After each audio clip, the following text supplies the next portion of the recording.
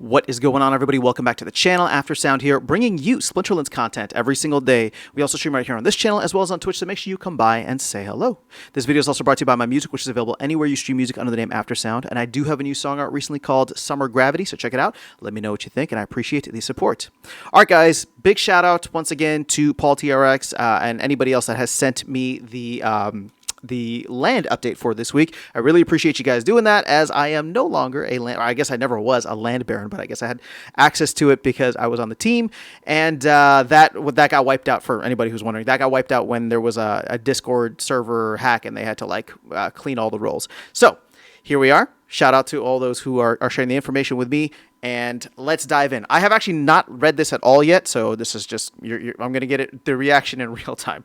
So here's Cryptomancer. This was at 3:31 this morning, so just a couple of hours ago, saying, here is this week's land update. Over the past week, I finished coding Labor's Luck, the last new ability that remained to be implemented. Now I'm taking care of smaller tasks to ensure land cards behave like proper card set and work on non-land screens.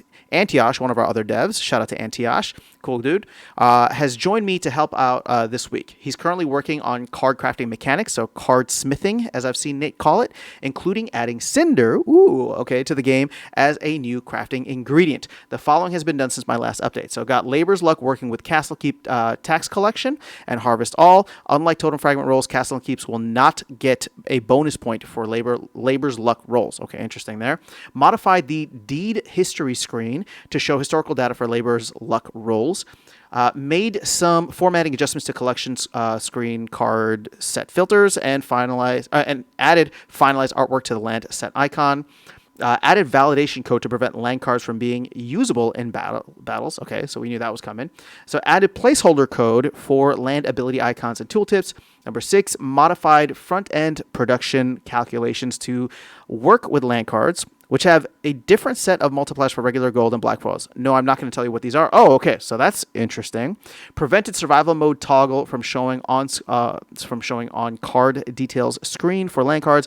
Refactored card set boost indicators so it works correctly for land cards on the worksite slot management screen. Man, there's a lot here. Okay, did a first pass implementation of the card detail screen stats tab for land cards, and then finally, number 10, enabled land cards to be staked on mage wagons for conflicts with the same contribution points as Conclave Arcana cards. Huh. Okay. Interesting. That's okay. So hold on. Can they be used on land and in the conflicts? Because I don't know that I like that.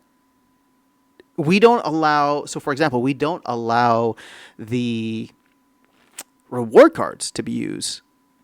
Well, I guess maybe if they're unlocked, do we allow that? I don't know. I haven't unlocked mine. So good progress is being made. There's still some big things left to do, but it's all starting to come together rather nicely, and it's a great help being able to delegate some of the remaining tasks to Antioch. So there's a lot going on there. A lot of this is just like technical stuff, like him adding the validation code or formatting things.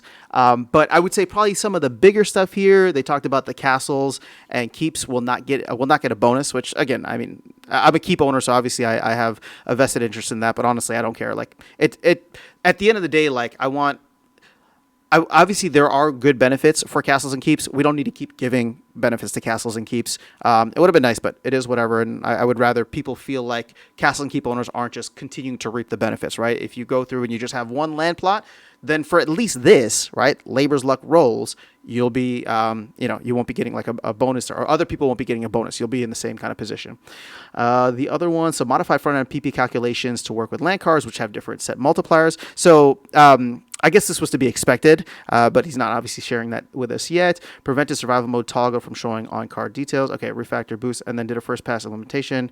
And then, so this last part here is enabled cards to be staked on mage wagons for conflicts with the same contribution points. So there's going to have to be some clarification there. Maybe there was already in the Land Barons channel. If there was, please let me know in the comments below. Otherwise, sounds like this is moving well. It doesn't sound like they're in testing yet. So I'm going to go with this. The last update that we heard timing-wise from this was from Dave, that they were trying to get this out next month, in the month of November, right? So I'm recording this close to the end of October here. That doesn't mean that we're not going to get it in November. It just sounds like there's there's still a little bit left to do, and then obviously a lot of testing, although I'm sure they do a lot of testing as they go.